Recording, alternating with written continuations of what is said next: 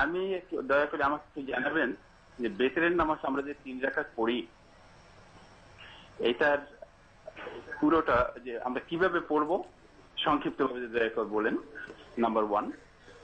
Number 2 হচ্ছে জুমার নামাজ আমরা পড়ি, এখানে সুন্নাত 4 রাকাত যেটাকে বলে, এবং পরবর্তীতে কাবলাল জুমা এবং বাদাল জুমা বলতে কিছু আছে কিনা। 3 নম্বর হচ্ছে এই যে তাবলিগ জামাত, আমি এর বিভিন্ন বই পুস্তক পড়ে দেখেছি শিরক এবং বেদাতে ভর্তি। এই শিরক এবং বেদাত এগুলা অবশ্যই ম্যান লাইক ডক্টর সাইফুল্লাহ, আপনাদের কি এই সম্পর্কে কিছু সাজেশন রাখা উচিত না? সমাজ যে একদম বেদাত এবং শিরকে ভর্তি হয়ে গেছে ডিউ টু তাবলিগ, এটা সম্পর্কে আপনাদের কিছু করণীয় আছে কিনা এবং করা উচিত কিনা? ধন্যবাদ আপনাকে। বেশ কয়েকটি প্রশ্ন।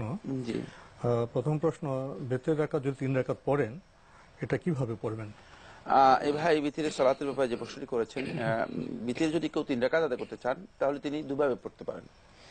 প্রথমে তিনি 2 রাকাত শাফা মানে 2 রাকাত নামাজ পড়বেন, তারপরে তিনি সালাম ফিরাবেন, দুদিকেই সালাম ফিরিয়ে দাঁড়িয়ে যাবেন, দাঁড়িয়ে গিয়ে 1 রাকাতের জন্য নিয়ত করবেন এবং 1 রাকাত সালাত যেভাবে আদায় করা দরকার সেভাবে আদায় করবেন। এটা হলো 1 রাকাত সালাত আদায় করতে গেলে প্রথমে সূরা ফাতিহা পড়লেন অথবা সূরা ইখলাস পড়লেন বা একটা সূরা পড়লেন, তারপরে তিনি রুকুতে যাবেন, রুকু থেকে দাঁড়িয়ে তারপরে দোয়া কুনুত পড়বেন। সূরা ফাতিহার সাথে আরেকটা সূরা পড়তে হবে, আরেকটা সূরা পড়বেন।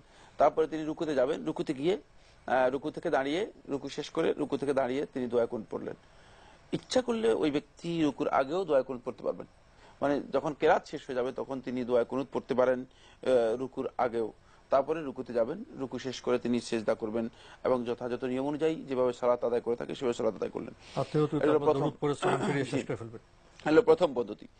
দ্বিতীয় পদ্ধতি হচ্ছে তিনি ইচ্ছা করলে 3 রাকাত একসাথে পড়তে পারবেন এবং 3 রাকাত একসাথে পড়তে গেলে মাঝখানে শুধুমাত্র, খুব সহজ এটা, মাঝখানে শুধুমাত্র যে তাশাহুদটুকু তিনি করবেন, 2 রাকাতের পরে যে তাশাহুদটুকু আমরা করে থাকি এই তাশাহুদটুকু করবেন না। মানে 2 রাকাতের পর তিনি বৈঠক করবেন না, বৈঠক করবেন সরাসরি দাঁড়িয়ে যাবেন। হ্যাঁ, তিনি 2 রাকাতের পরে মানে তাশাহুদের জন্য যে বৈঠক আছে সেটা করবেন না, সরাসরি দাঁড়িয়ে যাবেন, দাঁড়িয়ে গিয়ে তিনি 3 রাকাত আদায় করবেন।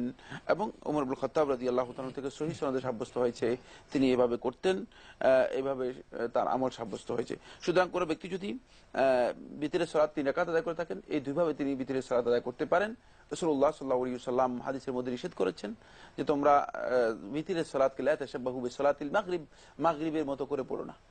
মানে 3 রাকাত তোমরা যদি পড়ো তাহলে মাগরিবের মতো করে পড়ো না, কারণ মাগরিবের মতো করে যদি কোনো ব্যক্তি পড়ে, এই হাদিসের ব্যাখ্যার মধ্যে হাফিজ ইবনে হাজার বলেছেন, ইবনে বাত্তাল রাহমাতুল্লাহ বলেছেন এবং অধিকাংশ আহলে তাহকিক বলেছেন এভাবে যে এখানে মূলত মাগরিবের মতো করে 3 রাকাত পড়তে নিষেধ করা হয়েছে, অর্থাৎ মাঝখানে বৈঠক করবে না, বরং বৈঠক না করে দাঁড়িয়ে যাবে। এভাবে আরেকটি প্রশ্ন, মূলত জুমার যে সুন্নত প্রসঙ্গে। জি, তো প্রসঙ্গ তিনি কাবলাল জুমার কথা উল্লেখ করেছেন। জুমার নামাজে আসলে সহিভাবে সুন্নত ক রাকাত? এখানে কাবলাল জুমা বলতে এটা জুমার আগে যেই নামাজ পড়া হয় থাকে এটা হলো কাবলাল জুমা, এটা সুন্নত মানে নির্ধারিত নয়। যদি কোনো ব্যক্তি জুমার নামাজের আগে আসে তিনি 2 রাকাত করে যথাসম্ভব পড়বেন, যতটুকু পড়বেন ততটুকুই কাবলাল জুমা। তবে মসজিদে আসলেই তিনি প্রথমে 2 রাকাত তাহিয়াতুল মসজিদ পড়ে বসবেন, 2 রাকাত তাহিয়াতুল মসজিদ পড়ে বসবেন। এরপরে তিনি যদি সুযোগ থাকে এবং ইমাম সাহেব যদি না আসেন এবং তার হাতে সময় থাকে, তিনি 2 রাকাত করে যতটুকু পড়েন ততটুকুই কাবলাল জুমা। এবং এটা সমস্ত ওলামায়ে কেরামের ঐক্যমত, এটা সুন্নাত ওয়াজিব নয়। সুতরাং ওয়াজিব করে নিয়ে মানে এটা পড়তেই হবে করে নিলে তাহলে তো ওয়াজিব হয়ে গেল। মানে আমরা সমস্যা হয়েছে যে আমরা আসলে সুন্নাতও বুঝি না, অনেক ক্ষেত্রেই সুন্নাতও বুঝি না, ফরজও বুঝি না, ফরজের চেয়েও বেশি সুন্নাতের গুরুত্ব দিচ্ছি, ফলে জিনিসটুকু মানে এলোমেলো হয়ে যাচ্ছে। তো এই জন্য এটা ফরজ কেউ বলেন নাই বা ওয়াজিব কেউ বলেন নাই।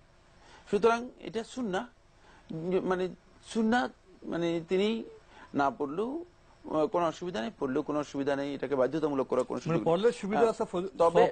তবে 4 রাকাত কাবলাল জুমা হিসেবে নির্দিষ্ট করে নিয়ে পড়া, এটি আব্দুল্লাহ ইবনে মাসউদ রাদিয়াল্লাহু তাআলা বর্ণিত সহিহ সুনান নাসাঈর মধ্যে যে হাদিসটি এসেছে, এই হাদিসটি সনদের দিক থেকে দুর্বল। কারণ রাসূলুল্লাহ সাল্লাল্লাহু আলাইহি ওয়াসাল্লাম ইউতিরু ইউসাল্লি আরবাআন কাবলাল জুমআ, আব্দুল্লাহ ইবনে মাসউদ রাদিয়াল্লাহু বর্ণনা করেন যে রাসূলুল্লাহ সাল্লাল্লাহু আলাইহি ওয়াসাল্লাম জুমার আগে 4 রাকাত মানে কাবলাল জুমার আগে মানে জুমার আগে 4 রাকাত পড়তেন। এই মর্মে যে বর্ণনাটুকু এসেছে এটি সমস্ত আহলে তাহকিক মুহাক্কিক উলামায়ে কেরামের ঐক্যমতে দুর্বল, এটি গ্রহণযোগ্য বক্তব্য নয়। তাই জুমার আগে যদি মুসল্লি আসেন তার পক্ষে সম্ভব হয় তিনি তাহিয়াতুল মসজিদ পড়ে বসবেন শুধু, আর সম্ভব হলে তিনি দুই রাকাত করে যথাসম্ভব পড়বেন। কিন্তু জুমার পরে 4 রাকাত রাসূলুল্লাহ সাল্লাল্লাহু আলাইহি ওয়াসাল্লাম সুন্নাহ সাব্যস্ত হয়েছে, জুমার পরে 4 রাকাতই পড়বেন। যদি কারো পক্ষে 4 রাকাত পড়তে সম্ভব না হয় তিনি 2 রাকাত পড়লেই যথেষ্ট হয়ে যাবে। তো জুমার পরে 4 রাকাত পড়বেন, 2 রাকাত করে 2 রাকাত মসজিদে, আর বাসা হলে 2 রাকাত পড়লেও চলবে। হ্যাঁ, 2 রাকাত যদি পড়েন কেউ তাহলে যথেষ্ট হবে। জি আচ্ছা, এই ভাই আরেকটি প্রশ্ন করেছেন তাবলিগ জামাত সম্পর্কে, তো এই বিষয়ে কি বলবেন? ওনার মতামত হলো যে তাবলিগ জামাতের যে গ্রন্থ সেখানে শিরক এবং বিদআতে ভর্তি। তো আমরা তো আসলে আমরা নীতিগতভাবে মুসলিম সমাজে তো এখন নানা রকম সংগঠন আছে, জি জি জি, নানা রকম তরিকা আছে, দল তরিকা। আমরা প্রকাশ্যে এ নিয়ে কথা এই জন্য বলতে চাই না যে অনেক বিষয়ে সামনাসামনি একত্রিত না হলে যেটা বলে সংস্কার শুদ্ধি সেটা করা যায় না। হঠাৎ করে 2টা কথা বললাম, এ নিয়ে ভুল বুঝলো, আবার বিদ্বেষ হিংসা বাড়লো, সমাজে আরো অশান্তি বাড়লো। তো এই জন্য উনি যেটা বলছেন, যা বিশেষ করে আপনাকে উদ্দেশ্য করে বলেছেন, আপনাকে কোনো কিছু করণীয় নেই?